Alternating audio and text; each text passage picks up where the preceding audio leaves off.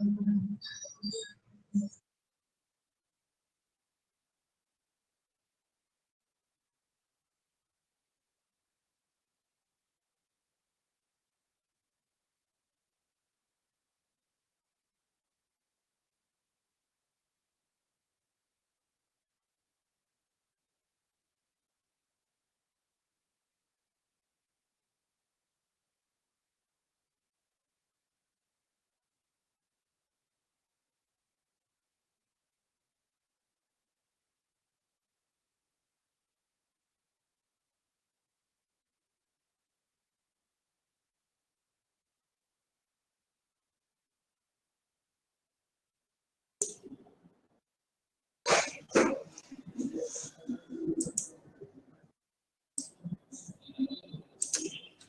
evening, all of you. Good evening, Abhi, Anshika, Deepthi, and Priyanka, Sanjeet. So, yesterday we have completed our fundamental, right? And आपका एक article छूट गया था, article 30. Although I haven't shared the sheet, क्योंकि वही sheet आज भी हमें कंटिन्यू करनी है, जो कि हमने कल छोड़ी थी, because we haven't completed with the DPSP and the fundamental duties, and this topic, these topics will be covered by today. So that's why I haven't shared the sheet. Only and only article 30 is left. Second thing, article 35 है ना? Our article 35 is also left. Actually, article 35 is related to Jammu and Kashmir, and recently we have a major change in the article 35 with respect to Jammu and Kashmir. So we will discuss the Jammu and Kashmir issue in a very organized way in our current affairs section. So that particular article we will discuss in the current affairs section, right? So article 35 will be discussed when we are going to discuss the Jammu Kashmir topic. So article 35 is left, and article 30, which is not there in our sheet, that's why we haven't discussed. So I will introduce the article 30 with you all. Although I will share a sheet, your PPT, complete PPT by Saturday, what we have learned from Monday to Friday, I will share the complete sheet by tomorrow. Usme I will mention the article 30, so that then there will be not a problem with you all. But I am going to discuss what is article 30 is all about. So what we have discussed, that cultural and educational rights of the minorities is discussed under Article 29 and Article 30. So what is Article 29? Article 29 is saying that we will have to protect the interest of the minorities. Now what is Article 30? So first of all, let me know, is there any doubt regarding the previous lecture? If there any doubt regarding the previous lecture, then first of all you will ask, you can ask your doubts, then we will move further. Article 21. Article 21 में you have a doubt in article number 21. So what is doubt? What's the doubt in article 21? क्या नहीं समझ में आया था article 21 में? Actually article 21 is all about that it is the duty of the state to provide a privileged life to the citizen of India. यानी कि जो state है इंडिया की रिस्पॉन्सिबिलिटी होगी कि इंडिया में जो भी लोग रह रहे हैं, जो भी इसके सिटीजन्स हैं, उनको एक डिग्निफाइड लाइफ दिया जाए. डिग्निफाइड लाइफ का मतलब क्या होता है? सपोज कि मान लो कि आप एक लोअर स्टेटा के पर्सन, ठीक है साक्षी, आप लोअर स्टेटा के लोग हैं जिनके पास प्रॉपर हेल्थ केयर फैसिलिटी नहीं है. सपोज कि आपकी कैंसर हो जाते हैं या कुछ ऐसा मेजर प्रॉब्लम जिसकी दवाइयां शायद बहुत महंगी है, इससे आपकी डेथ होती है, तो कोई मतलब तो भी लगता है कि भी कितना मेजर कुछ इशू था. लेकिन अगर सिर्फ और सिर्फ एक नॉर्मल से वायरल फीवर हो जाए या कफ हो जाए या स्नीकिंग से अगर समझो पर्सन की डेथ हो जाती है, तो this is known as the failure of the state. ये कहते हैं कि राज्य का या इंडिया का फेल्योर है कि वो एक बेसिक जो एमिनिटीज है वो भी अपने सिटीजन को नहीं दे पा रही है. तो बेसिक एमिनिटीज देना जिससे एक सिटीजन एक प्रिविलेज्ड लाइफ जी सके, तो ये हमारा एक राइट है. This is our fundamental right to live a dignified life in our country. Right Sakshi, clear हुआ?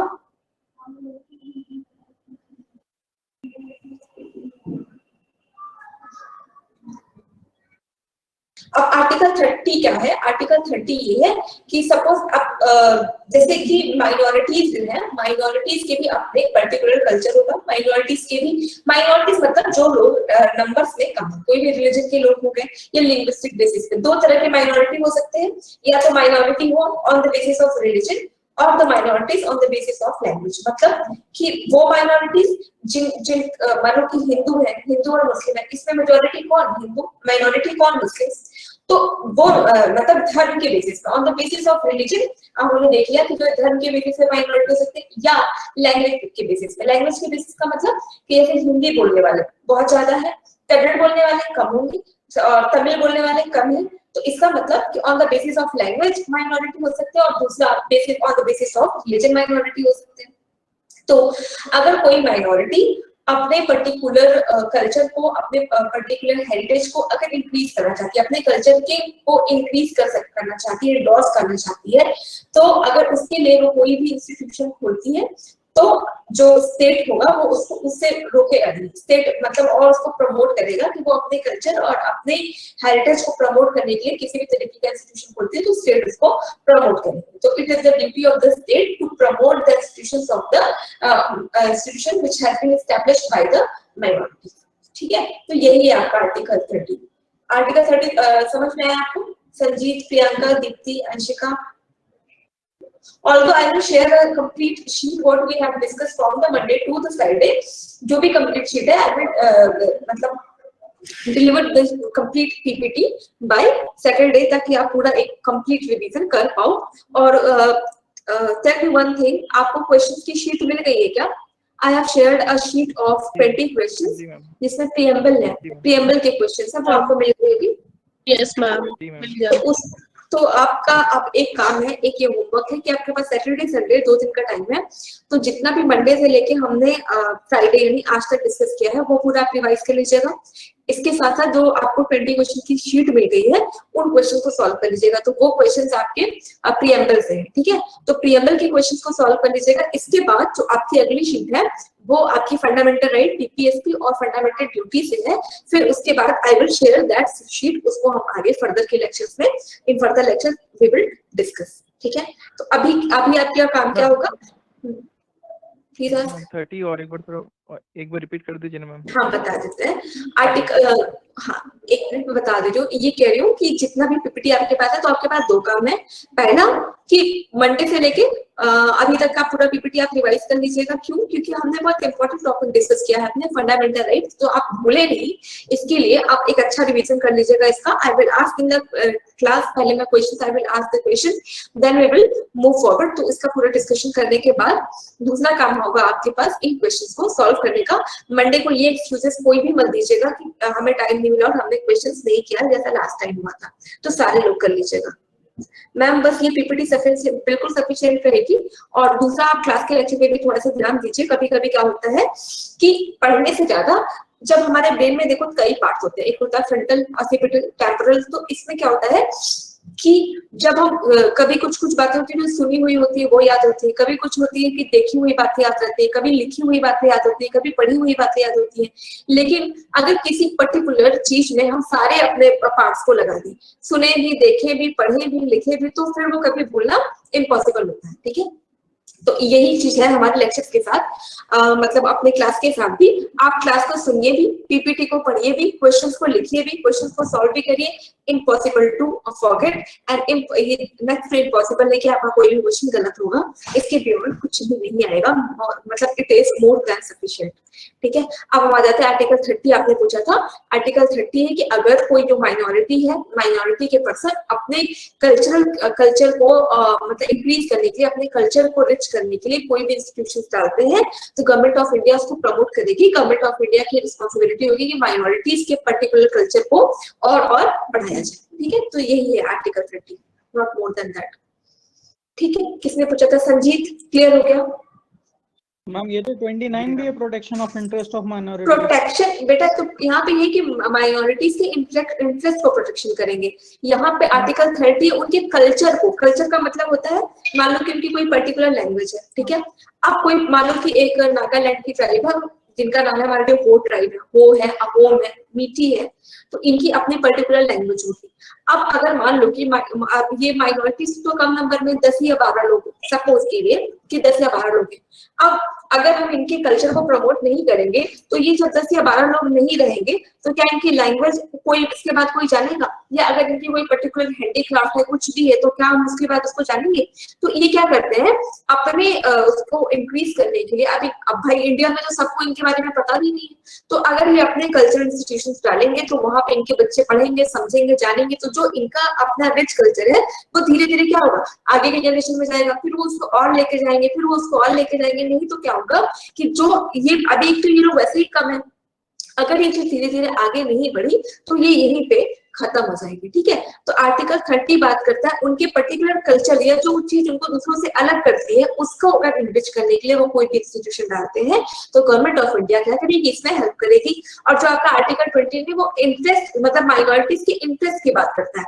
इंटरेस्ट मतलब होता है कि कोई अब जैसे मान लो कि वोट देना है, इलेक्शन में होना है, इलेक्शन में कभी भी माइनॉरिटी, तो यहाँ पे तो ये ना जिसको ज्यादा वोट मिलेगा वो विन करके आएगा, तो हम क्या करें, कुछ थोड़ा सा रिजर्वेशन दे दें, या फिर गवर्नमेंट जॉब में कभी माइनॉरिटीज अगर नहीं आ पा रहे तो उनके लिए थोड़ा सा एक्स्ट्रा बेनिफिशियल रिजर्वेशन पॉलिसीज लाते हैं, ताकि जो इंटरेस्ट ऑफ माइनॉरिटी, कल हमने ये भी समझा था कि डेमोक्रेसी में अगर मेजोरिटी के पास वॉइस है, सॉरी चॉइस है, तो माइनॉरिटी के पास भी अपनी वॉइस होनी चाहिए। तो ये वॉइस कहाँ से आएगी, जब डिफरेंट डिफरेंट डिपार्टमेंट में, डिफरेंट डिफरेंट ऑर्गेनाइजेशन में भी इनके भी क्या हो से वो उनके से कब आएगा, जब गवर्नमेंट उनके लिए कुछ अफर्मेटिव एक्शन लेगी। आर्टिकल 30 जो है रिस्ट्रिक्ट है उनके इंस्टीट्यूशन के लिए, ठीक है, वो जहाँ पे इनके कल्चर और इंस्टीट्यूशन की बात होती है।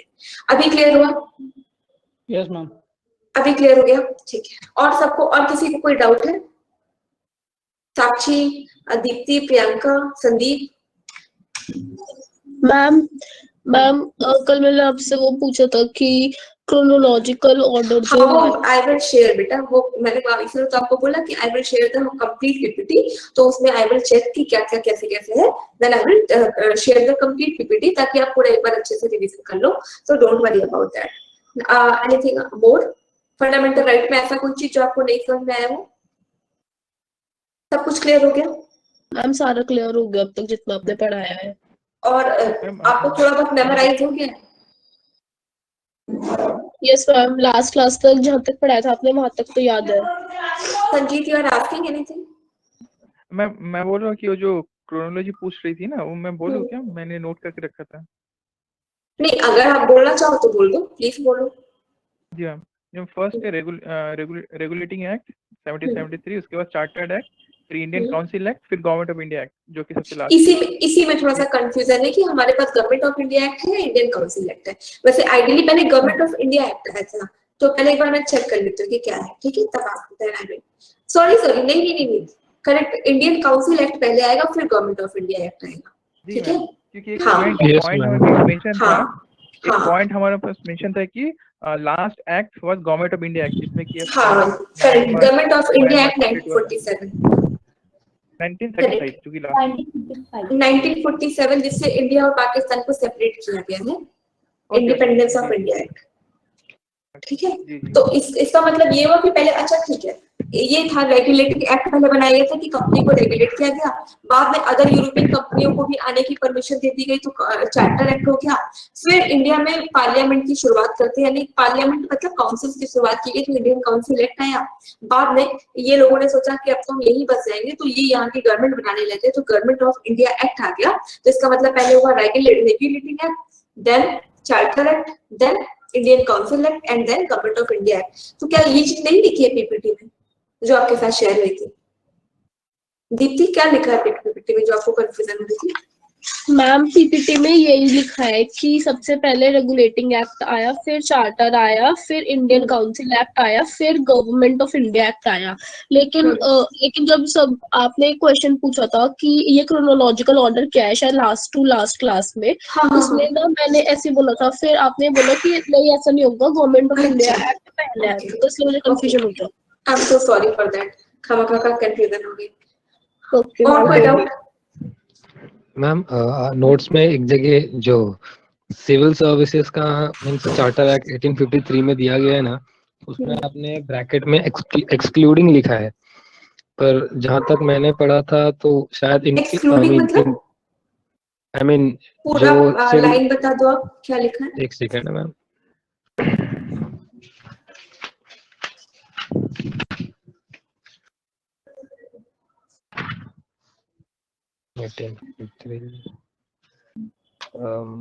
हाँ ma'am, recruitment to means charter act 1853 में recruitment to civil services was based on open annual competition examination, उसमें एक्सक्लूडिंग इंडियंस लिखा है आपने, पर मैंने जैसे पॉलिटी में भी पढ़ा था तो वो इंक्लूडेड है। एक्सक्लूडिंग लिखा हुआ है। यस मैम, आपने एक्सक्लूडिंग लिखा हुआ है यहाँ पे।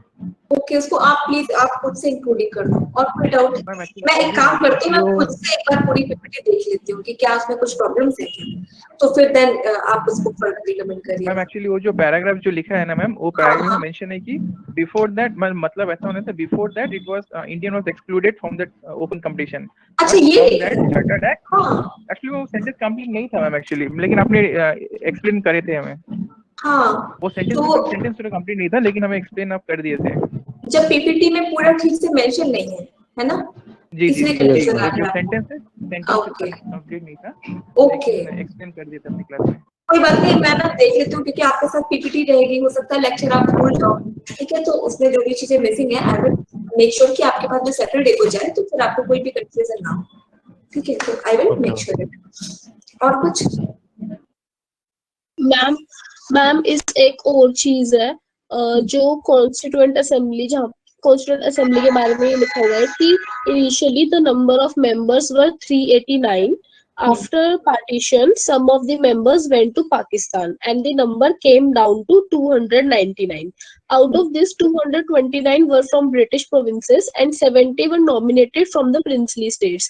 But मैम एक क्वेश्चन भी आपने दिया था एमसीक्यू, उसमें लिखा था कि how many were nominated from the princely state, तो उसका आंसर 93 था, लेकिन पीपीटी में ना 70 दे रखा है, तो अगर हम 93 याद कर लेते हैं तो फिर वो नहीं, जो ब्रिटिश वो बेटा ऐसा था कि जब प्रिंसली स्टेट का जो 93 वाला आंसर है वो तब है जब इंडिया का डिवीजन नहीं हुआ था, तो बाद में क्या होता है कि कुछ जो मतलब प्रिंसली स्टेट है वो पाकिस्तान में भी चले गए थे, इसलिए वो number come down to that number came down to 71, ठीक है। ओके, मतलब जब हमारा इनिशियल नंबर था 389 उसमें से 93 थे, ठीक है, क्योंकि कुछ जो प्रिंसली थे वो वहां पाकिस्तान में भी चले गए। और जी कुछ? मैम, मैम दीप्ति जो बोल रही है, जो 73 काउंट है, that was the princely state move to Pakistan, actually that was the count actually. और कोई डाउट? अब फंडामेंटल राइट तक और तो कोई प्रॉब्लम नहीं है ना आपको? सो शैल वी मूव फर्दर? आपके नंबर्स इतने कम हो जा रहे हैं, पहले तो डे 1 पे मैंने देखा था कि 20 to 20 या 22 students, now it came down to only 10 11, तो या तो बाकी लोगों को सब आता है या तो फिर थक जाते होंगे। आपकी और भी क्लासेस होती है? होते हैं ma'am, but I mean morning में एक ही होता है, देन बीच में गैप होता है, देन 2 से ऐसा होता है, क्योंकि वेरी आई डोंट, पिछले में अब शायद मैथ्स, अरे यार अब हम आ जाते हैं आपके डीपीएसपी पे। तो अभी तक हमने जो पढ़ा था वो था फंडामेंटल राइट, और ये राइट किसको मिले थे? राइट्स किसको मिले थे? किसको मिले हैं राइट्स? फंडामेंटल राइट में राइट मिले किसको? Citizens of India. यानी कि पार्ट 3 में बात की सिटीजन्स की, पार्ट 3 डील करता है सिटीजन से, और ये जो राइट्स मिले थे सिटीजन्स को मिले थे। अगला है पार्ट 4 जो देता है डायरेक्टिव प्रिंसिपल ऑफ स्टेट, ये डायरेक्शन दे रहा है स्टेट को, ठीक है। इसका मतलब यहाँ पे जो भी आर्टिकल डील हो रहा है, जो भी आर्टिकल्स के बारे में हम यहाँ पे बात करने जा रहे हैं, इनका रिलेशन किससे है? स्टेट से, ठीक है, स्टेट से। यानी यहाँ पे सिटीजन का कोई रोल नहीं है, ये स्टेट को डायरेक्शन दी जा रही है। डायरेक्शन का मतलब हुआ कि जब आगे के मतलब कॉन्स्टिट्यूएंट असेंबली जब बन रही थी तो उनको पता था कि आगे जो है चुनाव होगा और नए नए लोग चुन के आते जाएंगे, तो जो ये नए लोग चुन के आए वो हमेशा लॉ ऐसे बनाए जो कि कॉन्स्टिट्यूशन ऑफ इंडिया से अलाइन करे। जो कॉन्स्टिट्यूशन ऑफ इंडिया उन्होंने बना दिया है, जो हमारे ऑब्जेक्टिव है, जो हमारे गोल्स हैं, उनके साथ हमारे लॉज का प्रॉपर अलाइनमेंट बना रहे, इसलिए क्या किया गया कि डायरेक्शन दिया गया आने वाली सरकार को। उस समय ये कहा गया कि आने वाली सरकार जब कभी भी आगे कानून बनाए तो वो इन डायरेक्शंस को फॉलो कर सके, ठीक है, इन डायरेक्शंस के बेसिस पे वो अपने आने वाले लॉ को बनाए, ठीक है। तो ये जो आपका DPSP है ये डिग्री होता है, ये कौन से पार्ट में दिया है, तो ये पार्ट 4 में दिया है। प्रियम आपका फंडामेंटल राइट कौन से पार्ट में है, पार्ट 3 में है, ये पार्ट 4 में है। पार्ट 4 में क्या है आपका DPSP, ठीक है, शॉर्ट फॉर्म में इसको DPSP कहते हैं। इसमें आर्टिकल्स कहाँ से कहाँ तक आते हैं, इसमें आर्टिकल्स आते हैं आर्टिकल 36 से लेके आर्टिकल 51 तक, ठीक है, आर्टिकल नंबर 36 से लेके आर्टिकल 51 तक है। फिर इसका थर्ड पॉइंट है कि ये हमने कौन से कंट्री से अडॉप्ट किया है, ऑल्दो ये हमने डिस्कस किया हुआ है, फिर भी समझ लीजिए कि इसको हमने आयरलैंड से बोरो किया है। अब ये जो लास्ट पॉइंट है इसका क्या मतलब है, not enforceable. Fundamental right is enforceable and DPSP is not enforceable. क्यों? क्योंकि अगर फंडामेंटल राइट आप एक्सरसाइज नहीं कर पा रहे हो प्रॉपर वे में, तो आप सुप्रीम कोर्ट जाओगे, फिर सुप्रीम कोर्ट वर्डिक्ट इशू करेगा जिसके थ्रू आप अपने फंडामेंटल राइट में एक्सरसाइज कर पाएंगे। पर DPSP के साथ क्या है कि अगर जो गवर्नमेंट ऑफ इंडिया है DPSP से कोई रूल नहीं बनाती है, या कुछ भी रूल में ऐसा है कि DPSP में दिया है पर उसको लेके अभी हमारे इंडिया में कोई भी लॉ या रूल नहीं है, तो इसके लिए हम सुप्रीम कोर्ट नहीं जा सकते हैं ये कह के कि ये पर्टिकुलर जो है DPSP में डायरेक्शन दी गई है, पर अभी हमारे गवर्नमेंट ने ऐसा रूल नहीं बनाया है। क्यों? क्योंकि जो हमारी गवर्नमेंट है वो कभी भी लॉ बनाते समय रिसोर्सेस को चेक करती है, ठीक है। हम कोई भी चीज तभी करेंगे जितना हमारे पास पैसा होगा उसी के अकॉर्डिंग, तो हम कोई भी मतलब कि आपको शॉपिंग भी करनी है तो आप कितनी शॉपिंग कर पाओगे। First of all you will have to check your pocket ना, कि मतलब आप अपनी पॉकेट देखो कि उसी के अकॉर्डिंग ही आप शॉपिंग करेंगे। Same goes with the state also, कि स्टेट को ये भी देखना होता है कि पर्टिकुलर कितना पैसा लगाएंगे, किसी कितने मासेस का वेलफेयर जो है हो पाएगा, तो उसके अकॉर्डिंगली वो लॉ बनाता है। तो अगर जैसे कि अगर DPSP में आप पढ़ोगे कि वहां पे कई जगह लिखा है कि ये स्टेट की रिस्पॉन्सिबिलिटी है कि वो हर सिटीजन को एम्प्लॉयमेंट क्या करा है, एम्प्लॉयमेंट दे पाए। लेकिन आज देखो हमारे यहाँ सबसे ज्यादा बड़ी प्रॉब्लम है तो क्या है, अनएम्प्लॉयमेंट। तो इसके लिए हम सुप्रीम कोर्ट या कोर्ट में नहीं जा सकते ये कहेंगे कि डायरेक्टिव दिए हुए स्टेट को कि वो सबको एम्प्लॉयमेंट देगी, इसलिए मेरे पास एम्प्लॉयमेंट नहीं है, और सुप्रीम कोर्ट इसको इन्फोर्सिएबल मतलब इन्फोर्स करे, ठीक है। तो it is not enforceable on the state. इसके लिए क्यों इन्फोर्सिबल नहीं, क्योंकि अगर वो स्टेट इसको फॉलो करने में रह जाती है तो इसके लिए हम सुप्रीम कोर्ट या कोर्ट नहीं जा सकते हैं। इतनी बातें क्लियर हो गई, इतना समझ में आया? Yes ma'am. अब हम आ जाते हैं DPSP के में जो भी चीजें लिखी हुई है इसको कैटेगराइज करके पढ़ते हैं, ठीक है। जितने भी आर्टिकल्स है इनको कैटेगराइज कर दिया जाता है। अब एक कैटेगरी देखो, 3 कैटेगरी में DPSP को बांट के पढ़ते हैं, ठीक है। और जो ये दिया है आर्टिकल 36 से 51 तक जितनी भी चीजें सब डायरेक्टिव प्रिंसिपल्स हैं, इनको क्लासिफाई करके पढ़ा जाता है, समझा जाता है। क्योंकि ये जो क्लासिफिकेशन है ये बेस है किस पे, इंडिया के विजन पे, आइडिया ऑफ इंडिया पे बेस है, जिसके बेसिस पे इनको हम कैटेगराइज करके समझते हैं। पहला है सोशलिस्ट यानी सोशलिस्ट प्रिंसिपल, दूसरा है गांधीयन प्रिंसिपल, और थर्ड है आपका लिबरल इंटेलेक्चुअल या लिबरल प्रिंसिपल। ये सोशलिस्ट प्रिंसिपल क्या है, सोशलिस्ट हमने ये समझा था जब हम आपका प्रिएम्बल पढ़ रहे थे। सोशलिस्ट बात करता है समाज में समानता लाने की, ठीक है, कि ये स्टेट की रिस्पॉन्सिबिलिटी होगी कि जिन तक उस चीजों की एक्सेस नहीं है, जिन लोगों तक चीजों की, गुड्स की, सर्विसेज की या किसी भी चीज की एक्सेस नहीं है, उन तक हम उन पर्टिकुलर सुविधाओं की, फैसिलिटीज की एक्सेस कराएं। ये है आपका सोशलिस्ट प्रिंसिपल। अब हमारे जो इंडिया है उसके जो हमारे फादर है मतलब राष्ट्रपिता है वो कौन है, गांधी जी है। और गांधी जी के आइडियाज पे ही चल के हमने क्या किया, अपनी फ्रीडम, हमें हमारी फ्रीडम मिली है। तो कुछ जो डायरेक्टर्स हैं वो हमने गांधी जी के जो उनके ग्रेट आइडियाज थे उनके बेसिस पे DPSP में रखे हैं कि जो हमारा लॉ होगा वो बापू के जो सपने हैं उनको भी रिफ्लेक्ट करिए। तो अब जैसे बापू का सपना क्या होगा, वो बात क्या करते थे, अहिंसा की। वो बात करते थे गांव को स्ट्रेंथन करने की, उनका ये सपना था कि जो हमारे रूरल लोग हैं वो स्ट्रेंथन हो। आप देखो वो चरखा चलाने की बात करते थे, गाय को प्रोटेक्शन देने की बात करते थे। तो वो आइडिया जो गांधी जी के आइडिया से कोरिलेट होते हैं उसको हम कहते हैं गांधीयन प्रिंसिपल। थर्ड होता है लिबरल प्रिंसिपल। लिबरल का मतलब क्या हुआ, liberal is something which is related to market, या जिसको कहते हैं कि ओपन मतलब ओपन कंपटीशन को प्रमोट करने वाले लोग। जैसे ओपन कंपटीशन का मतलब क्या हुआ, लिबरल माइंडसेट का ये मतलब होता है जहां पे गवर्नमेंट नहीं बल्कि मार्केट डिसाइड करता है कि क्या होना चाहिए क्या नहीं। मार्केट का क्या मतलब हुआ कि सपोज कि आप सारे कंपटीशन दो, जो कंपटीशन में क्लियर करेगा, जो कंपटीशन में मेरिट से आगे बढ़ेगा, मेरिट लिस्ट में अपने नेम को ले आएगा, वो सिलेक्ट होगा। ये लिबरल फिलॉसफी कहती है कि यहाँ पे सीधे सीधे मेरिट लाओ ना, मेरिट के बेसिस पे सिलेक्शन करो। सोशलिस्ट प्रिंसिपल क्या कहता है कि हो सकता है कि बिफोर कॉम्पिटिशन, जब कॉम्पिटिशन हुआ ही नहीं है उसके पहले ही समाज में इनइक्वालिटी है, तो पहले जो प्री इनइक्वालिटी उसको आप इक्वालिटी पे ले आओ, फिर आप कॉम्पिटिशन लो। तो ये है सोशलिस्ट प्रिंसिपल। और जहां पे लिबरल है, लिबरल कहते हैं कि हमें ओपन कॉम्पिटिशन को पहले प्रमोट करना चाहिए, मार्केट को ये आगे बढ़ाएंगे, ठीक है। तो आपको समझ आया इन तीनों का मतलब, सोशलिस्ट, गार्जियन एंड लिबरल, इसका मतलब क्लियर हुआ? अबीर, अंशिका, दीप्ति, करिश्मा, संदीप। मैम एक बार सोशलिस्ट दोबारा एक्सप्लेन कर दो, सोशलिस्ट प्रिंसिपल्स। सोशलिस्ट का क्या मतलब हुआ कि जिन लोगों तक चीजों की पहुंच नहीं है, ठीक है, मान लो कि अगर आप मुकेश अंबानी है, तो मुकेश अंबानी है तो आप तो अपने घर पे स्कूल खोल के पढ़ाई कर लो, लेकिन कोई गांव में रहने वाला किसान है, वो तो शायद अपने मतलब पहले तो वो बेसिक नीड जो रोटी कपड़ा मकान है वही नहीं पूरी कर पा रहा, तो एजुकेशन में कब इन्वेस्ट करेगा? तो उन तक जो फैसिलिटी पहुंचाना है, इसके लिए क्या करेगी गवर्नमेंट? स्कूल खोलेगी, प्राइवेट स्कूल खोलेगी, मिडिल खोलेगी, सब शिक्षा अभियान लेके आएगी, मिड डे मील ले आएगी, तो उन तक उन सर्विसेज की रीच कराना जिन तक रीच नहीं है। This is the principle of socialist, जिसको कहते हैं reach to the unreach. Unreach जहां तक सिस्टम नहीं पहुंचा है वहां तक पहुंचना, this is called the reach to unreach, this is the socialist principle. और कोई डाउट? क्लियर हो गया? Yes ma'am. अब हम इन जो ये आपके आर्टिकल्स हैं, ये आर्टिकल्स को I am gonna explain you कि ये सारे आर्टिकल्स क्या हैं, ठीक है। तो ये मैंने एक टेबल में ही पूरा आर्टिकल की थीम नोट कर दी है, आप इसको या तो अपने वॉल पे पेस्ट कर लीजिए या आप इसको डेली बेसिस पर रिवीजन कर लीजिए। कुछ आर्टिकल्स हैं जिनसे क्वेश्चंस आते ही आते हैं, और तो आपको एकदम वर्ड बाय वर्ड नहीं भी आता है, बट बेसिक थीम लाइन पता है, then easily you can by elimination you can get the correct answer, ठीक है।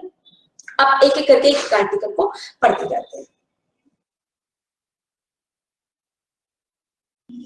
पहला है आपका आर्टिकल नंबर 36। जैसे आपका फंडामेंटल राइट पढ़ते समय आर्टिकल नंबर 12 था, वो कहता था कि अगर फंडामेंटल राइट है तो देने वाली भी बॉडी होगी, और वो जो देने वाली बॉडी है वो स्टेट है, तो स्टेट को डिफाइन किया गया था कि कौन स्टेट होगा। इसी तरह जब पार्ट 4 वो बनाने लगे तो उन्होंने कहा डायरेक्टिव्स हम दे रहे स्टेट को कि स्टेट ऐसे लॉ बनाएंगे, स्टेट ऐसा करेंगे, तो यहाँ अगेन स्टेट को डिफाइन किया गया है। पहला जो स्टेट था पार्ट 3 वाला, ये वो स्टेट है जो फंडामेंटल राइट देने वाला है, वो कैसा स्टेट को डिफाइन किया गया उसमें। और जो पार्ट 4 वो डिस्कस करने लगे तो ये वो स्टेट है जो आगे आने वाले लॉज को फ्रेम करने वाला है। तो अगेन आर्टिकल 36 में क्या है? Definition of the state for part 4, and article 12 क्या है? Definition of state for part 3। Article 36 क्या है? Definition of the state for part 4, ठीक। फिर है article number 37।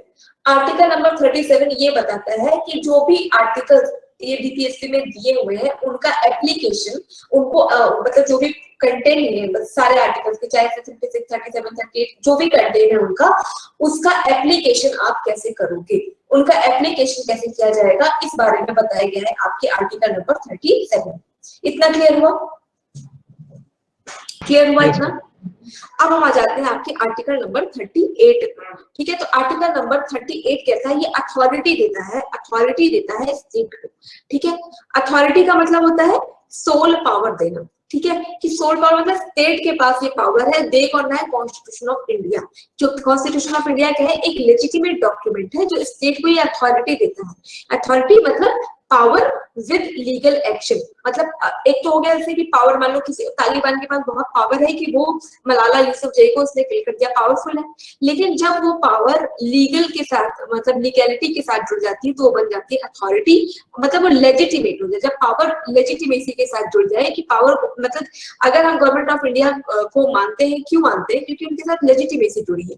Government of India की कोई भी जैसे डीएम हो गए आपके, आईपीएस हो गए, उनके पे एम्बलम बना होता है नेशनल एम्बलम, तो क्या हम नेशनल एम्बलम का कभी भी उसको डिसरिस्पेक्ट करते हैं? और तो वो व्हीकल है, कोई भी व्हीकल इस पर नेशनल एम्बलम बना है तो हम उसको डिसरिस्पेक्ट नहीं करते हैं। क्यों? क्योंकि वो अथॉरिटी है, और जो अथॉरिटी है वो लेजिटिमेसी से जुड़ी हुई है, क्योंकि हमने क्या किया उसको एक तरीके से खुद से ही रिकॉग्नाइज किया, हमने उसको माना हुआ है कि this is something very legitimate. तो जब पावर जुड़ जाता है लेजिटिमेसी के साथ तो बन जाता है अथॉरिटी। तो यहाँ पे अथॉरिटी दी गई किसको, स्टेट को, कि वो क्या करे, सोशल ऑर्डर मतलब कि क्या करे, promotion of the welfare of the people, जो भी इंडिया में रहने वाले हमारे लोग हैं उनके वेलफेयर को प्रमोट करे, उनके वेलफेयर को प्रमोट करने का काम करे। ये है आपका आर्टिकल नंबर 38। ठीक है, इतना क्लियर हुआ। अब आर्टिकल नंबर 39 में बहुत सारे छोटे छोटे क्लॉज हैं, ठीक है, मतलब 39A, 39 क्लॉज है, 39 क्लॉज बी, 39 क्लॉज सी, ऐसे करके F तक है। अब हमारे एग्जाम में ये नहीं पूछा जाता तो हम इतना डीप में नहीं जाएंगे कि A B C D E में क्या है, मोटा मोटा इसमें ये कहा गया आर्टिकल 39 में, जहाँ पे एक इक्वालिटेरियन मतलब एक इक्वलिटी बेस्ड सोसाइटी की बात कही गई है। जैसे आर्टिकल 39 कहता है कि अगर कोई भी काम, कोई एक पर्टिकुलर काम है, समान काम है, इक्वल वर्क है, तो अगर उसमें चाहे मेन काम करें चाहे वेमेन काम करें, दोनों को आप on the basis of the gender you can not discriminate, मतलब on the basis of gender, और आप उसमें सैलरी को कट नहीं करोगे, उन दोनों की इक्वल सैलरी होगी। इसी में जैसे ये भी आता है कि स्टेट की रिस्पॉन्सिबिलिटी होगी कि वो जो रहने वाले लोग हैं उनको लाइवलीहुड देने का काम करें, ठीक है, लाइवलीहुड किसको देने का काम करें, जो यहाँ के रहने वाले सिटीजन्स हैं। अब अगर लाइवलीहुड देने की बात होगी तो अगर मान लो कि ये इन्फोर्सिएबल नहीं होता, नॉट मतलब कि इन्फोर्सिएबल होता तो हम सुप्रीम कोर्ट चले जाते कि हमारे पास हमारी लाइवलीहुड नहीं, हमें लाइवलीहुड दो, तो ये स्टेट में बाइंडिंग हो जाता। अब क्योंकि ये बाइंडिंग नहीं है तो जब स्टेट को लगता है तो वो धीरे धीरे, जैसे कि बीच बीच में वो क्या करेगी, एम्प्लॉयमेंट करती है, जैसे एसएससी लेती है, आपका यूपीएससी लेती है, पीएससी, तो ऑन अ ग्रेजुअल बेसिस क्या करते हैं, स्टेट एम्प्लॉयमेंट देती है। ये ऐसा नहीं कि स्टेट सबको दे देगी। तो ये सारी जो छोटी छोटी बातें लिखी आप वो है आपके आर्टिकल 39 में, जिसमें कि ये है कि रोजी रोटी दिला मतलब लाइवलीहुड दिलाना, ठीक है, मेन एंड वीमेन को इक्वल सैलरी दिलाना, एक वो अच्छी लाइफ जी सके इसके लिए जो है एफर्ट डालना, ये सारी चीजें दिया है आपके आर्टिकल नंबर 39। बाद में क्या हुआ, आर्टिकल 39A जोड़ा गया, पहले 39 ही था तो 39A को अमेंडमेंट के थ्रू जोड़ा गया है। इन्होंने कहा है फ्री लीगल एड की बात की। फ्री लीगल एड मतलब कि भाई कोई भी काम होगा उसके लिए, मतलब अगर आप सुप्रीम कोर्ट जाना चाहो तो अगर तो मेरे पास पैसे हैं तो मैं वकील हायर करूंगी, मुझे वकील एडवाइस कर देंगे कि ऐसे ऐसे आप काम करो, मतलब सारी लीगल चीजों के बारे में मुझे वो जो एडवोकेट्स हैं वो एडवाइस करेंगे अगर मेरे पास पैसे हैं। लेकिन यहाँ पे तो गरीबी भी है, तो अगर फार्मर्स के पास पैसा नहीं है और फार्मर्स किसी को कोई लीगल एड चाहिए, मान लो कि फार्मर्स के लिए कोई भी स्कीम आई, मान लो आया कि प्रधानमंत्री कृषि विकास योजना, प्रधानमंत्री कृषि विकास योजना में उनको उनकी जो एलोकेटेड फंड है ये सब नहीं मिल पा रहे, कोई भी लीगल अगर एड चाहिए तो इक्वल जस्टिस लाने के लिए, जस्टिस की इक्वल बनाने के लिए फ्री लीगल एड देने की बात की गई कि अगर उनको चाहिए, उनको जरूरत है तो गवर्नमेंट उनको जो है फ्री ऑफ कॉस्ट क्या करे, कानूनी जो एड है, कानूनी एक तरीके से एडवाइस है वो मिल सके, ठीक है। अब हम आ जाते हैं आपके आर्टिकल नंबर 40। आर्टिकल नंबर 40 से मैक्सिमम क्वेश्चन आते हैं, सीएचएसएल का बहुत ही favourite question topic article number 40। Article number 40 ये बात करता है पंचायत की, ठीक है, कि आर्टिकल जब हमारा कॉन्स्टिट्यूशन ऑफ इंडिया बना था तो केवल दो ही जो है टाइप्स थी, दो टाइप्स मतलब एक तो यूनियन गवर्नमेंट थी और दूसरी state government.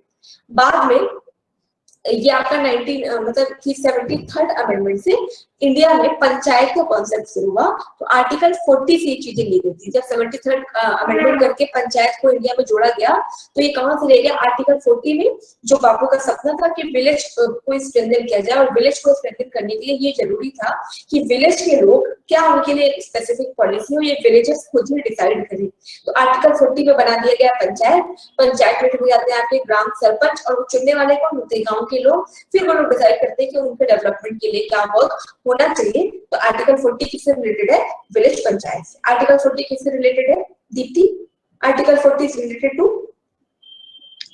Ma'am village panchayat. Panchayat बिल्कुल भूलिएगा, आर्टिकल 40 से रिलेटेड है। इसमें कंफ्यूजन होती है आर्टिकल 44 से, ज्यादातर ना आर्टिकल से 44 टेक करके जाते हैं। Article 40 related to village panchayat. अब आ जाते हैं आर्टिकल 41 पे। एक सेकेंड,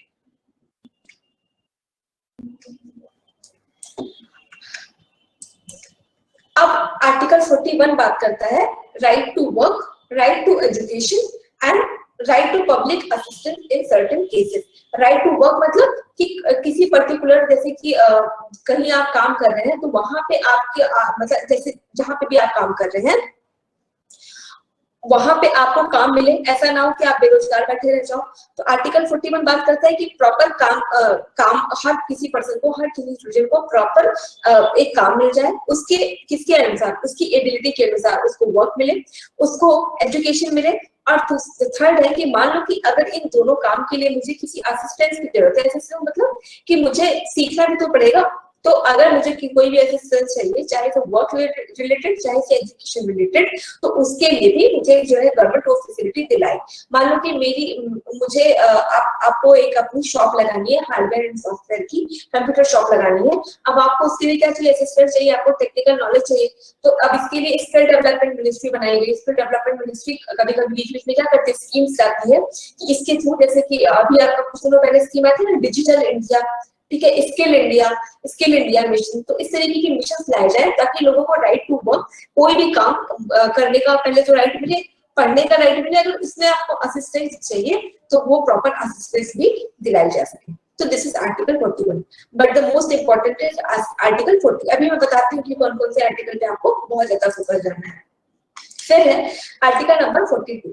ये आर्टिकल नंबर 42 में क्या है, ये ह्यूमन कंडीशन की बात करता है, ठीक है। कहता है कि जस्ट एन ह्यूमन कंडीशन मिले किसको, सिटीजन को, कि मान लो आप कहीं काम कर रहे हो, अब ऐसा ना हो कि you are working first of all before being a citizen होने के पहले आप एक ह्यूमन बीइंग है, और एक ह्यूमन बीइंग के लिए बीइंग अ ह्यूमन बीइंग, ये मेरा राइट है, ये मेरा अधिकार है कि मैं ह्यूमन की तरह जी सकूं।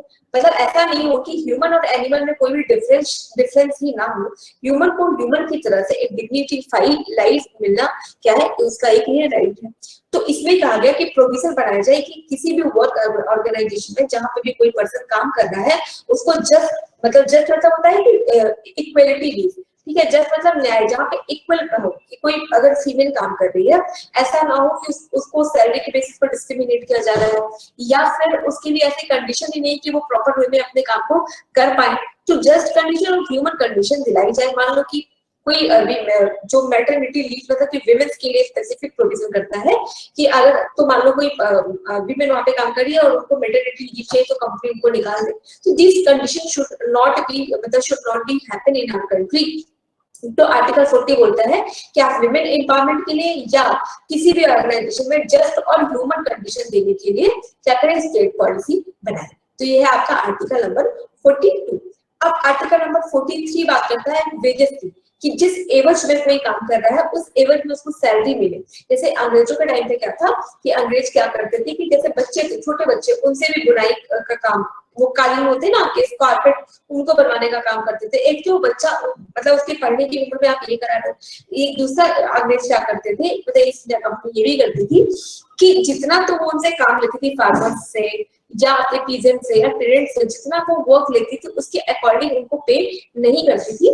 तो आर्टिकल 43 ये रिस्पॉन्सिबिलिटी डालता है स्टेट पे कि the person should get the adequate salary, मतलब जितना भी वो वर्क डाल रहा है उसके according the person is get that particular adequate salary, ठीक है। अगला आ जाते हैं हम आपके 43A पे। यहाँ पे बात है पार्टिसिपेशन ऑफ वर्कर्स की। हाँ मैम 43 में जो इक्वल वेजेस जो आपने बोले मैम फॉर बोथ जेंडर 39 में बोले मैम। हेलो मैम क्लियर सुनाई दे रहा है क्या मैम? मैम मैं बोल रहा हूँ आर्टिकल 39 में आपने बोले equal salary for both genders, ये 43 में भी ऐसा नहीं आना चाहिए? सारी बातें मतलब living wages for not only on the basis of gender. ये भी है कि मान लो कि कोई पर्सन आईआईटी से क्वालिफाई करके आया और कोई जस्ट ग्रेजुएट हो गया है, लेकिन दोनों ने सेम कॉम्पिटिशन क्वालिफाई किया। अब आप ये नहीं कह सकते कि आपकी डिग्री तो किसी बड़े रेपुटेशन मतलब रेप्यूटेड यूनिवर्सिटी की है और आप तो बहुत ही लोअर स्टेटस है, या आप ये नहीं कह सकते कि आप तो पर्टिकुलर कास्ट के हैं या इसलिए आपको ज्यादा मिली, पर ये पर्टिकुलर बंदा इस कास्ट का है। आप क्रीड के बेसिस पे नहीं कह सकते। आप ये नहीं कह सकते कि मतलब आपको आज हम सैलरी देंगे, आज कंपनी का मन नहीं है तो सैलरी हम देंगे ही नहीं। जैसे जमींदार क्या करते थे, वो इतना बुरी तरीके से एक्सप्लॉयटेशन करते थे कि जो किसान है उनके पास खाने भर की भी चीजें नहीं बचती। तो लिविंग वेजेस का मतलब ये नहीं है कि इक्वल सैलरी की बात है। लिविंग वेजेस का मतलब ये है कि जितना मैंने काम किया उसके अकॉर्डिंग मुझे सैलरी मिलनी चाहिए, ठीक है। इसकी भी बात करें, ठीक है। अभी क्लियर है? अब है आर्टिकल नंबर 43A। ये आर्टिकल नंबर 43A बात करता है पार्टिसिपेशन ऑफ वर्कर्स की। एक्चुअली क्या होता है, हर कंपनी या हर ऑर्गेनाइजेशन में एक कुछ लोग होते हैं जो डिसीजन मेकर्स होते हैं और बाकी लोग होते हैं जो डिसीजन को फॉलो करने वाले। तो यहाँ बात करता है कि जो वर्कर है वो भी आपकी कंपनी का भाग है, ट्रस्टी है, वो भी तो अपना वर्क डाल रहा है ना। अगर आप पैसे डाल रहे हो तो अपना वर्क डाल रहा है, तो उसकी भी पार्टिसिपेशन कराओ। मतलब ऐसा ना हो कि रूल्स उसके ऊपर थोप दो, आप वर्कर से भी उनकी मतलब उनकी बातें भी सुनो। वो कभी कभी कहते हैं कि great ideas comes from the lower sector, क्योंकि अब मान लो कि कोई रूल बन रहा है तो वर्कर भी इससे इन्फ्लुएंस होगा और जो एम्प्लॉयर है वो भी इन्फ्लुएंस होगा। तो यहाँ पे पार्टिसिपेशन की बात करते हैं कि ये कहते हैं कि आप वर्कर से भी एडवाइस लीजिए, वर्कर से भी पूछिए, क्योंकि लोअर सेटअप है उसको अच्छे से पता होगा कि नीचे प्रॉब्लम क्या है, ठीक है। तो वो आपको वेल ऑर्गेनाइज्ड वे में क्या पता ज्यादा अच्छा आइडिया दे दे। तो this is the responsibility of the state कि ये ना हो जाए कि वर्कर एक अपने आप को कटा हुआ माने। यहाँ पे डिवीजन बन जाए कि एक डिवीजन है जो है एम्प्लॉयर जो है एम्प्लॉयर्स है जो देने वाले हैं, और एक है वो सिर्फ सर झुका के उसको फॉलो करने वाले हैं। यहाँ बात करनी जाती है कि मिल के कोई काम को, मिल के ऑर्गेनाइजेशन को आगे बढ़ाया जाए। तो आर्टिकल 43A ये कहता है पार्टिसिपेशन हो किसका, वर्कर्स का। किसमें, मैनेजमेंट।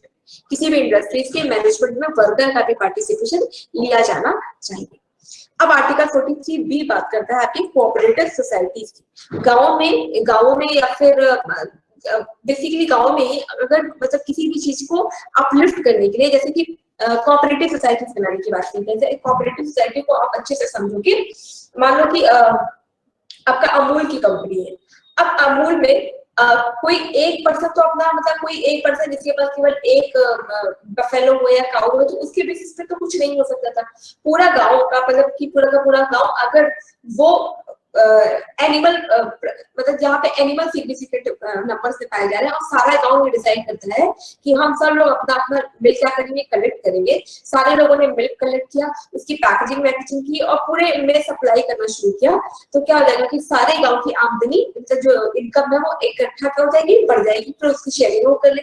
तो कोऑपरेटिव सोसाइटीज बनाने की बात करता है कि मतलब विलेजेस में डेवलपमेंट के लिए सबसे बेस्ट आइडिया है कि वो लोग अगर कोऑपरेट कर ले कि किसी क्या मान लो कटहल हो रही, किसी क्या पोटैटो हो रहा है, किसी क्या टमाटो हो रहा है, कलेक्टिव वे में कोई फैक्ट्री लगाई जाए या सोसाइटी बनाई जाए, उसकी बेसिस पे अगर वो अपनी चीजों को क्या करें, बढ़ाने की कोशिश करें, तो शायद जो गरीबी है उसको इजीली टैकल किया जा सकता है। तो आर्टिकल 43 बात करता है कोऑपरेटिव सोसाइटी की। अब हम आ जाते हैं आर्टिकल 44 पे। ये आर्टिकल 44 बात करता है यूनिफॉर्म सिविल कोड। ये यूनिफॉर्म सिविल कोड का क्या मतलब होता है कि एक जैसा कानून सबके लिए होना चाहिए। अब एक ऐसा कानून सिविल कोड की बात कर रहा है। तो सिविल जो है, सिविल का मतलब ये नहीं कि सिर्फ वो चोरी या समझिए अटेम्प्ट टू मर्डर ये सारी चीजें नहीं। सिविल मतलब होता है something which is related to the personal affairs also. तो जैसे अब हिंदुओं के लिए तो बहुत सारे लॉज है, अब मुस्लिमों के लिए वो लॉ नहीं है जो हिंदू के लिए। हिंदू मैरिज एक्ट एकदम डिफरेंट है। मुस्लिमों में आपने देखा कि जो मुस्लिमों का डाइवोर्स एक्ट था वो अभी रिसेंट में हमने ट्रिपल तलाक पे कानून बनाया है। इसका मतलब जो कानून है वो वेरी कर रहे हैं, हिंदू का, मुस्लिम का, सिख का, सबका अलग अलग है। ये यूनिफॉर्म सिविल कोड लाने की बात करता है जहां पे एक जैसे कानून सब पे एप्लीकेबल हो। आर्टिकल 44 भी बहुत इंपॉर्टेंट है, इससे भी क्वेश्चन पूछता है कि यूनिफॉर्म सिविल कोड कौन से आर्टिकल में है। ज्यादातर बच्चे क्या करते हैं कि 40 वाला 44 में, 44 वाला 40 में टिक करके आते हैं।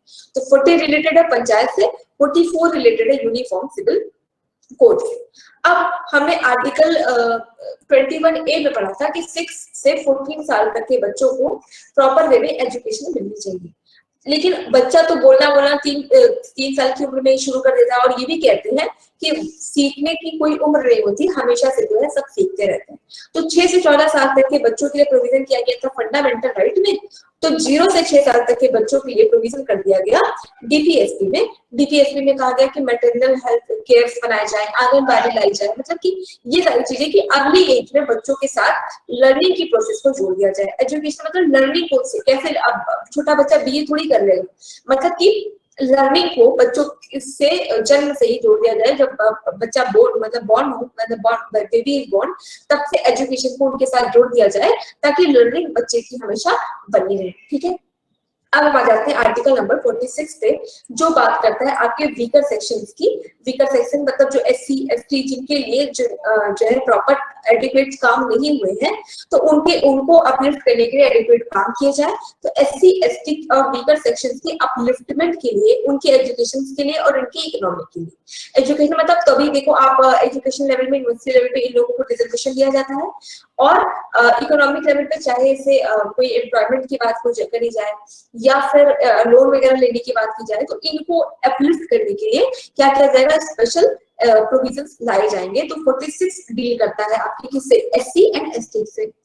अब 47 पे आ जाते हैं कि ये न्यूट्रिशन लेवल बढ़ाने की बात करता है कि मतलब प्रॉपर ऐसा न्यूट्रिशन दिया जाए जिससे कभी हेल्थ केयर को लेके प्रॉब्लम्स ना आए। जैसे अभी आपको फूड सिक्योरिटी एक्ट लाया जाएगा, जिससे बताया जाएगा कि इतना चावल या इतना दाल सबको दिया जाए। प्रॉपर एडिक्वेट न्यूट्रिशन हर सिटीजन को मिल सके, इसके लिए स्टेट पे रिस्पॉन्सिबिलिटी डाली गई है कि जिन तक जो लोग अगर अपने वेलफेयर के लिए प्रॉपर एडिक्वेट न्यूट्रिशन नहीं ले पाते हैं हेल्थ में, डाइट में, तो जैसे कि अभी हमारा ये है ना कि 2100 कैलोरी एक पर्सन को, एक एडल्ट को 2100 कैलोरी मिलनी चाहिए। तो अगर वो पर्सन को इतनी कैलोरी नहीं मिल रही है न्यूट्रिशन लेवल पे, तो उसकी जो रिस्पॉन्सिबिलिटी होगी स्टेट पे होगी। इसलिए आप देखो मिड डे मील में क्या करते हैं, जो उनका मेन्यू डिसाइड करते हैं वो इसके अकॉर्डिंग डिसाइड होता है कि मतलब बच्चे को फैट भी मिल जाए, कार्बोहाइड्रेट भी मिलना चाहिए, प्रोटीन भी मिलना चाहिए। तो ये बातें की गई यहाँ पे 47 में। आपका 48 बात करता है एनिमल हस्बेंड्री पे। एक तो इंडिया में ये है कि हम क्या करते हैं, चाहे वो एनिमल हो, चाहे से कोई लिविंग एंटिटी हो या नॉन लिविंग एंटिटी हो, हमारे यहाँ जो कॉन्सेप्ट है कि हम ये कहते हैं हर कण कण में ईश्वर है।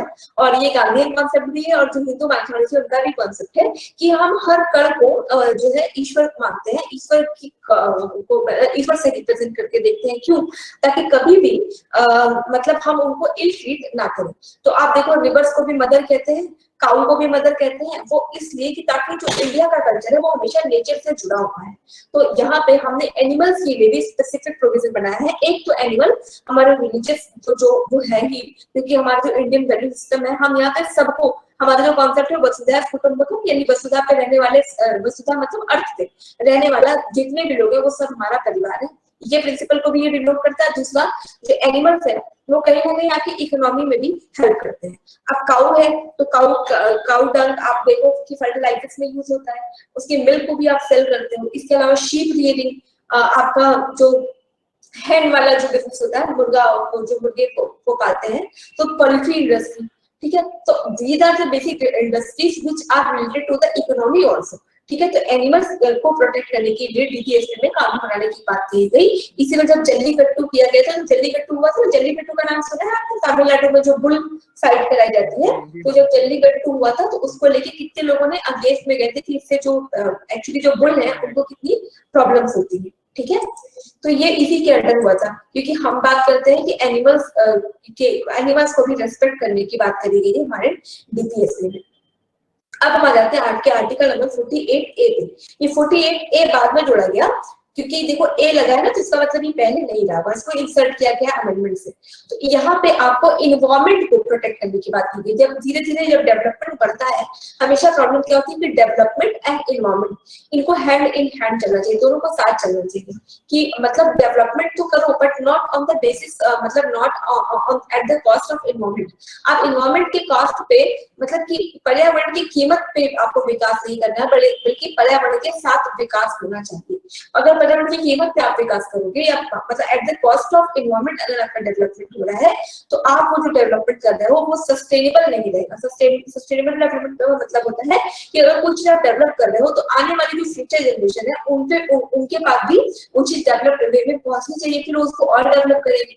लेकिन अगर आप फ्री करते रहोगे, इन्वायरमेंट को लॉस करोगे, तो जो आने वाली जनरेशन है वो उसको सस्टेन नहीं कर पाएंगे, ठीक है। बहुत सारी बिल्डिंग होगी, लेकिन इतनी धूप और या इतनी गर्मी या इतना ज्यादा ग्लोबलाइजेशन होगा, सॉरी ग्लोबल वार्मिंग होगी, नॉट ग्लोबलाइजेशन, ग्लोबल वार्मिंग होगी कि वो फ्लड आएंगे।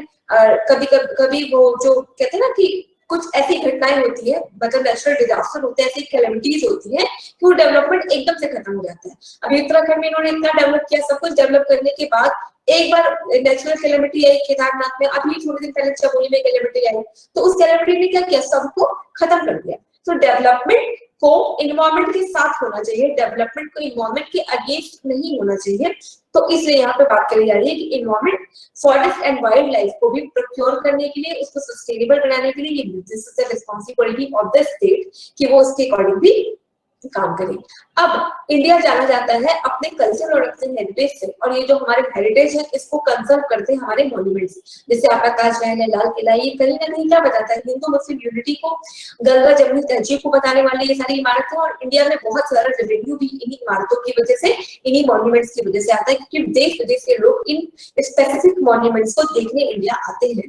तो इसलिए this is the responsibility of the state कि वो जितने भी नेशनल इंपॉर्टेंस के प्लेसेस है, मॉन्यूमेंट्स है, ऑब्जेक्ट्स है, इनको रेस्पेक्ट करे, उनको प्रोटेक्ट करे, इनके सेफगार्ड के लिए प्रॉपर मैकेनिज्म बनाए।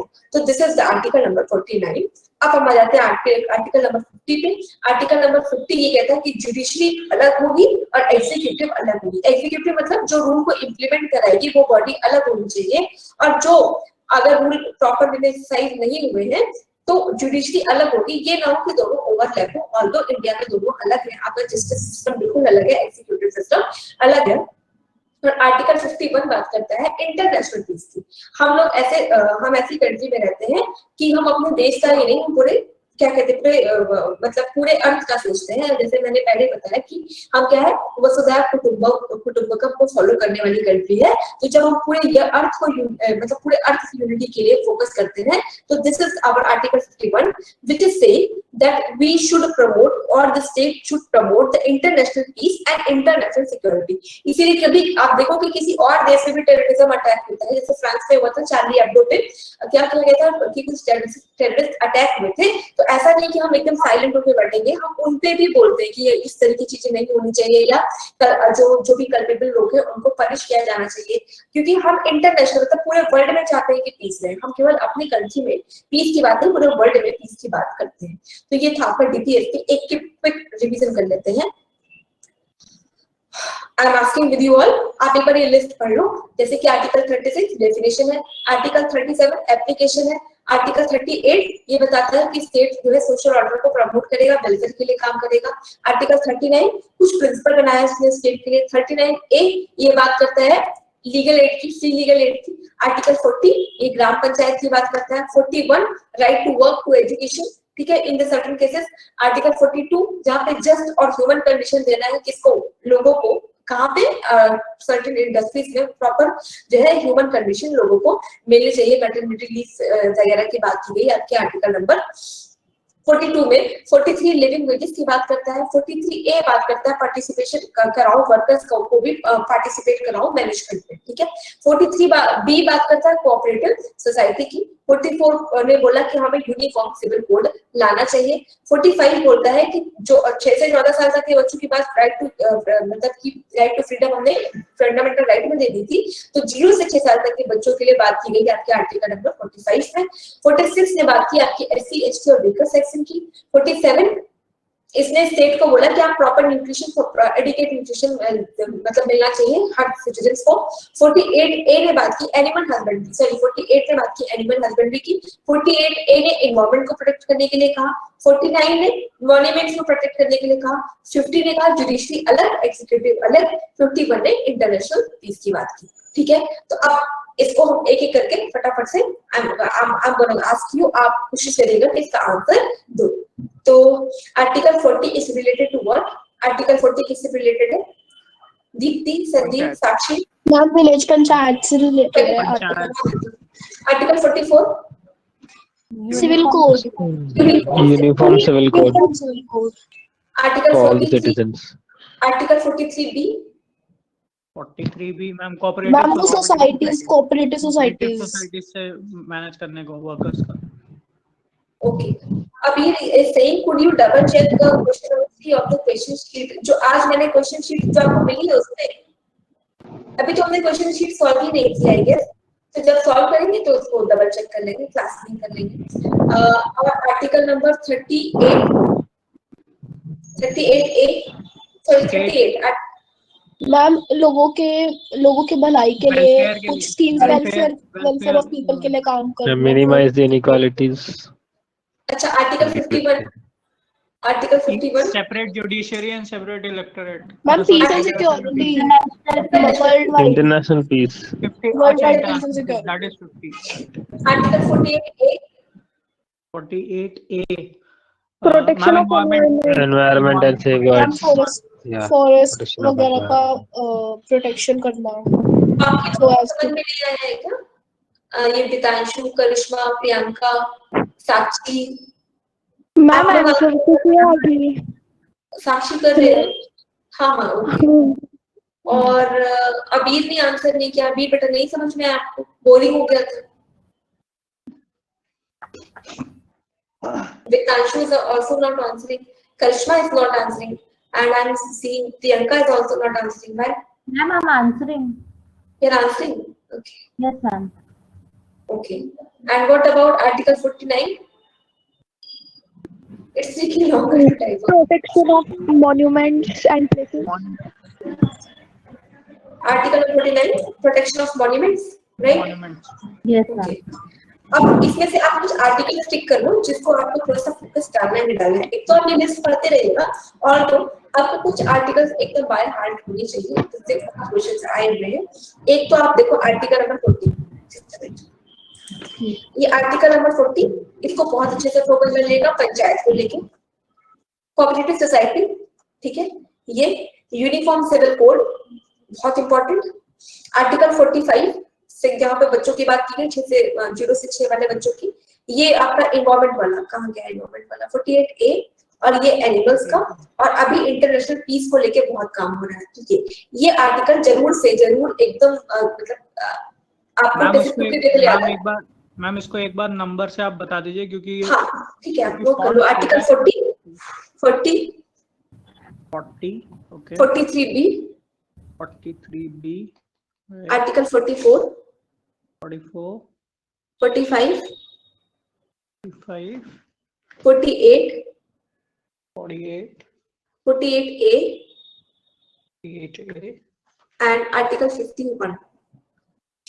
42 नहीं मैम, 42 नहीं 43 भी, मतलब पढ़िएगा उसको भी पढ़िएगा, बट अभी जो है इन आर्टिकल्स को तो जैसे आपको 2 का टेबल याद होता है ना वैसे याद रखिएगा कि मैम 2 का टेबल 33 भी कह के पूछ लेते मैम, इक्वल वेजेस वाला आर्टिकल टिक कर लो आप। वैसे इस जितने जो भी आर्टिकल्स मैंने आपको बताया इससे हर साल मैंने क्वेश्चंस देखे हैं, आप उसको भी टिक कर लो। 43 भी कर लो।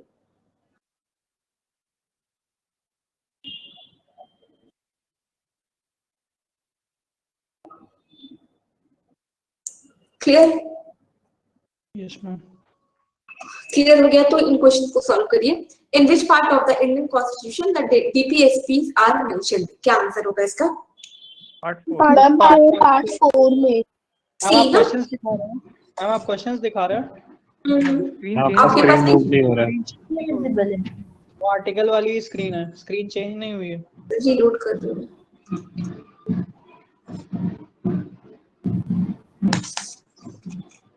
रोज ये प्रॉब्लम होती है। अभी दिख रहा है आपको? Is it visible now? No ma'am नहीं मैम, हम लास्ट 5 मिनट से आपने जो भी लिखा है ना वो नहीं दिखा हमको। इसका मतलब ये हुआ कि जो आर्टिकल्स में टिक थे वो आपको नहीं दिख रहे थे। नहीं मैम। Yes ma'am. अब क्वेश्चन आपके पास शीट है तो प्लीज ओपन द शीट्स। बस 3 ही मिनट बचा है तो अदरवाइज किसी को बुलाने का भी कोई मतलब नहीं है। प्लीज ओपन द शीट ताकि क्वेश्चन हम कर लें। ओपन। यस सो इसका तो यही आंसर है ना, पार्ट 4 ही सबने टिक किया, किसी ने पार्ट 3 तो नहीं कर दिया। Now this question, which of the following statement is not correct? यहाँ पे not mentioned है, ठीक है, not correct about DPSP। इसका क्या आंसर है? पहला कह रहा है if a state does not apply DPSP then a case may be filed against it in the court। पहला ऑप्शन। दूसरा है Gandhism is also an element of DPSP। Third बात कह रही है आपके principles has been taken from Ireland. और last बात है आपका these principle are not binding on the state. इसका सही ऑप्शन क्या होगा? मैम ए पार्ट होगा इसका सही। ए ए क्यों? ए क्यों होगा? क्योंकि ये क्या है? ये क्या स्टेट बाउंड्री होती इनको फॉलो करवाने के लिए हम कोर्ट में नहीं जा सकते अगर स्टेट इन इसका वर्ड क्या है? इसके लिए क्या कहते हैं? Not enforceable. Not Okay, enforceable. not enforceable. अब ये last question, which of the following act is covered under the elements of TPSP? पहला, ban on the slaughter of cows, calves and other milch and broad cattle. दूसरा, all the citizens have the right to get equal opportunities for livelihood. Third, equal pay for equal work for men and women. Or is it D, all? All. B, ma'am. All. All. B or C, not enforceable. Which ये question? कहीं पे है क्या ma'am?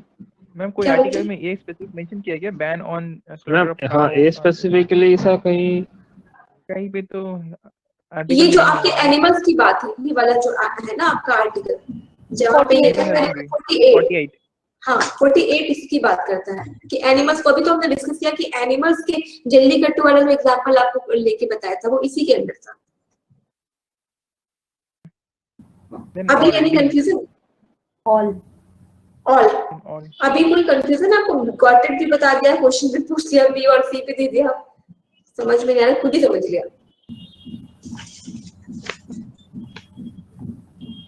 And इसमें क्या सही option है? which of the following is mismatched? Article 40, the formation of village panchayat. Article 44, uniform civil code. Ma'am C Article 41, article 41 Article 41 article क्या है? 41 इज 41 मैम 41 में लिखा है कि आर्टिकल 41 हमारे पास right to work education and public assistance ma'am. Yes ma'am ये और एग्रीकल्चर एंड एनिमल हस्बेंड्री तो आर्टिकल 48 होगा। 48 में आता है। एंड ये सिटीजनशिप हमने किया है, तो एक बार मैं देख लेती हूँ कि आपको रिवाइव है कि नहीं। In which of the following ways can Indian citizenship be acquired? ले कैसे सकते हैं? By descent? All of All the of easy भी है आप लोगों के लिए, तो देखो ये सारे क्वेश्चंस आए हुए हैं और विद इन सेकंड्स आप इन क्वेश्चंस को कर पा रहे हो, लेकिन ये फ्लेक्सिबिलिटी आपको मेंटेन करके रखनी है, आप रिवाइज करते जाइएगा ताकि यही चीजें बनी रहे एग्जाम के टाइम पे। आज भी आपका फंडामेंटल ड्यूटी नहीं होगा, मैंने सोचा था इस वीक आपका फंडामेंटल प्रीएम्बल से लेके फंडामेंटल ड्यूटी तक कंप्लीट कर लिया जाए, बट ये रह गया। मैम ये सारे प्रीवियस ईयर के क्वेश्चन थे जो हमने आज करे हैं। हाँ, these questions is already been asked in the question, मतलब in your examination. So time हो गया, तो आपका फंडामेंटल ड्यूटी तो नहीं हो पाया, तो इसको मंडे को कर लेंगे। मैंने सोचा था आपको शीट शेयर कर देंगे, बट नो वरीज, हम जो आपकी शीट है उसी को मंडे को डिस्कस करेंगे, फंडामेंटल ड्यूटी कंप्लीट करेंगे, ठीक है। एक्चुअली थोड़ा सा टाइम लग जाता है, मुझे लगता है समझाने में भी, तो थोड़ा सा टाइम लग जाता है। मैं भी थोड़ी स्पीड को तेज करने की कोशिश करूंगी और थोड़ा सा आप भी अपनी स्पीड को बढ़ाने की कोशिश करो, ठीक है, ताकि हमारा कोर्स भी विद इन द टाइम हो जाए, ठीक है। एक तो याद भी हो जाए, हमें समझ में आ जाए, और थोड़ा सा स्पीड को बढ़ाएंगे। आप बताइएगा अगर स्पीड को लेके बहुत ज्यादा दिक्कत होगी, then I will slow. Otherwise अगर आप मैनेज कर पाओगे तो थोड़ा सा आप भी थोड़ा सा उसको अप करने की कोशिश करिएगा, और मैं भी उसको अप करने की कोशिश करती हूँ, ताकि विद इन द टाइम वो अपने सिलेबस को भी कंप्लीट कर पाए। कोई भी चीज अगर टाइम से ना हो तो फिर वो कितना भी अच्छा हो, उसके होने का कोई फायदा नहीं होता है कि नहीं। तो जरूरी है कि हर चीज को सही समय पे पूरा कर लीजिए। जैसे सही समय पे आप सही टाइम पे सिलेक्शन ले लीजिए, तो फिर नौकरी करने का भी मजा है। मतलब एक टाइम बीत गया फिर नौकरी मिल गई तो क्या ही फायदा है। सो इसलिए keep revising and keep doing the questions, and now we will meet on Monday को हम डिस्कस करेंगे आपके questions, and then we will move to our topic. Any doubt? कोई डाउट? कल मॉक टेस्ट में जितना आपने पॉलिटी पढ़ा है वो होगा ना मॉक टेस्ट में कल? Mock test? कौन सा मॉक टेस्ट? कल कोई टेस्ट है क्या? सैटरडे मॉक टेस्ट होते हैं ना हमारे। तो आई एम नॉट अवेयर कि मॉक टेस्ट बैंकिंग के लिए होता है, एसएससी लेवल तक स्टार्ट नहीं हुआ है शायद। अच्छा, तो मतलब वो तो आई हैव शेयर्ड दैट आपका 18th पेपर है ना इस बार का, शायद 18th test, is it Sandeep? That I don't know ma'am, means this Saturday तो मॉक टेस्ट होता है। आई मीन मॉर्निंग में सर ने बोला था कल मॉक टेस्ट है, ले लेना। आई थिंक सो, मींस अभी हमको तो हार्डली दूसरा हफ्ता ही चालू है, खत्म होगा, तो स्टिल सर ने बोला आप लोग दो, जैसे उसमें सब नहीं, आई मीन जितना पढ़ाया है एडवांस बैच को भी सब होगा, पर आपको जितना पढ़ा है उतना अटेम्प्ट करके आना है, ऐसा बोले। अच्छा, actually I am not aware कि आपका ये, तो इसीलिए मैं अपने क्वेश्चंस अलग से भी देती हूँ, ताकि हम अपने सब्जेक्ट्स में चैप्टर करते जाएं, कि उसका मुझे आईडिया नहीं। एंड मैम वो लास्ट ईयर के क्वेश्चन पेपर्स के लिए आपको पूछा था ना कौन सा अच्छा होगा? हाँ, वो तो बेटा मतलब ये मैंने देखा दिशा पब्लिकेशन वाले को भी अच्छा है, दिशा का भी अच्छा है। मैं एक बार ये भी देखना, मतलब मुझे ये भी देखना है कि अभी जो रिसेंट चेंजेस हुए हैं उसके अकॉर्डिंग कौन सा लेना चाहिए, क्योंकि अब तो सारे पेपर्स ऑनलाइन, तो हम खामखा प्रैक्टिस क्यों ऑफलाइन चीजों की करें, है ना। तो अगर ऑनलाइन ही जब एग्जाम देना है तो प्रैक्टिस भी ऑनलाइन करिए, लेकिन 1 घंटे प्रैक्टिस करने की कोशिश करिए। ऑफलाइन होगा तो वो फिर वो क्या होता है कि वो प्रॉपर वे में बैठते नहीं है, प्रॉपर वे में सॉल्व नहीं करते, लेट के भी पढ़ रहा है, बैठ के भी पढ़ रहा है। तो ऑन सिस्टम बैठ के 1 घंटे में पेपर करने की हैबिट डालनी चाहिए। तो we will Okay, check ma'am. कि ऑनलाइन कुछ सिलेबस आपको मतलब ऑनलाइन कहीं से मिले तो that I will Okay, recommend. ma'am. Actually UPSC ma'am SSC reasoning का जो सर है उसने भी एक बुक खरीदने के लिए बोले, तो एक बुक में तो आ जाएगा मैम, 10 years का क्वेश्चन है। तो मैंने दिशा पब्लिकेशन जो आपने बोले ना मैम, उसका रिव्यू थोड़ा अच्छा मिला, तो वो वाला मैंने खरीदा है मैम, कोई क्वेश्चन बात नहीं बैंक है, जो होता है। वो उसमें तो मतलब मैटर ही नहीं करता, वो तो सारे आए हुए क्वेश्चन है ना। अब कोई भी कमीशन का आप एग्जाम दो, चाहे आपका यूपीएससी हो, एसएससी हो, पीएससी हो, वो देते तो दो ही चीजें, एक तो वो देते हैं लास्ट ईयर का पेपर और दूसरा देते हैं सिलेबस, दो ही चीज तो वो देते हैं, है ना। कोई भी कमीशन का आप एग्जाम दीजिए, चाहे फिर यूपीएससी हो, पीएससी हो, एसएससी हो, या कोई भी एग्जाम हो, वो क्या हमें मिलता है उनकी तरफ से, एक सिलेबस और दूसरा क्वेश्चन पेपर। तो जो सोर्स वो पर्टिकुलर बॉडी हमें दे रही है उससे तो हम एकदम ही क्या होना चाहिए, उससे तो एकदम थॉरो हो जाना चाहिए। तो आप सिलेबस को कंटिन्यू देखिए, और मतलब कि सिलेबस क्या बताता है कि कोई भी टॉपिक आपने पेपर में पढ़ा, कहीं भी न्यूज में सुना, तो हमें उन चीजों पे फोकस करना है जो हमारे सिलेबस में दिया हुआ है। न्यूज पेपर पढ़ते समय हमारा फोकस क्या होना चाहिए कि ये सिलेबस में कहाँ से रिलेट हो रहा है, उन्हीं न्यूज को प्रायोरिटाइज करना है, उन्हीं न्यूज को पढ़ना है। फिर क्वेश्चन पेपर देख के क्या पता चलता है कि भाई हमने न्यूज तो पढ़ लिया, ये आएगा कैसे, या इस पर्टिकुलर चीज को पूछते कैसे है, ठीक है, तभी तो हम उसी डायरेक्शन में पढ़ना शुरू करेंगे। इसलिए दोनों चीजें हमारी बाइबल है, एक है हमारा लास्ट ईयर का पेपर और दूसरा हमारा सिलेबस, इसी को गो थ्रू करना है। अब आपको इसमें जो भी पब्लिकेशन अच्छी लगती है, आप कोई सी भी पब्लिकेशन को ले लो, ताकि लास्ट ईयर का आपको एक थॉरो आइडिया मिल जाए कि क्वेश्चन पूछे कैसे जाते हैं। और उसके अलावा जो हम भी आपको शीट्स देते हैं, क्वेश्चन कराते हैं, वो भी लास्ट ईयर का जो पेपर होता है उसी के अकॉर्डिंग ही कराए जाते हैं, ठीक है। यूपीएससी और एसएससी का पॉलिटी का सिलेबस सेम नहीं होता है, थोड़ा सा वो एडवांस वर्जन है। जो यूपीएससी है वो तो इसका 10 टाइम्स है, ठीक है। UPSC is basically focus on the analysis part and SSC is not focusing much more on the analysis section, ठीक है। तो है तो वही राष्ट्रपति की बात, प्रेसिडेंट की बात इसमें भी है, प्रेसिडेंट की बात उसमें भी है, पर वहां पे एनालिसिस भी जुड़ जाता है कि अभी उसमें कहाँ रिफॉर्म करना चाहिए, रिफॉर्म हुआ है तो क्या क्या हुआ है, और एसएससी जो चीज जैसे है वो वैसे ही एज इट इज हम पढ़ते हैं। और क्या पूछना, सिर्फ डिस्क्राइब एंड एमसीक्यू का ही डिफरेंस होता है, कह सकते हैं। चैप्टर का कोई डिफरेंस डेफिनेटली नहीं है।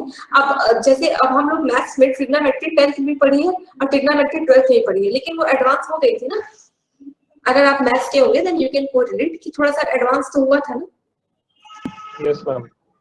तो so that's it for today. और कोई डाउट है? मैम ये बैच का मैम हिस्ट्री क्या आप ले रहे हो क्या मैम, हिस्ट्री सब्जेक्ट? हाँ, तो पॉलिटी ये- खत्म होने के बाद फिर कंप्लीट स्टार्ट होगी मैम, पॉलिटी खत्म होने के बाद हिस्ट्री?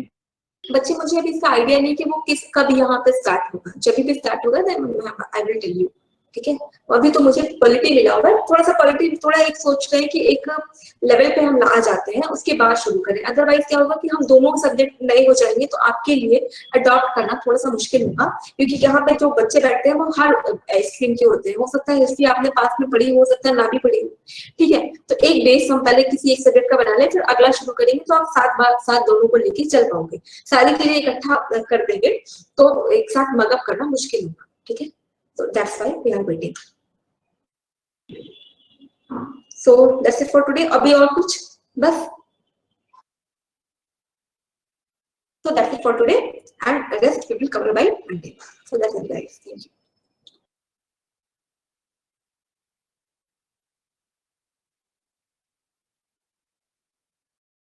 you.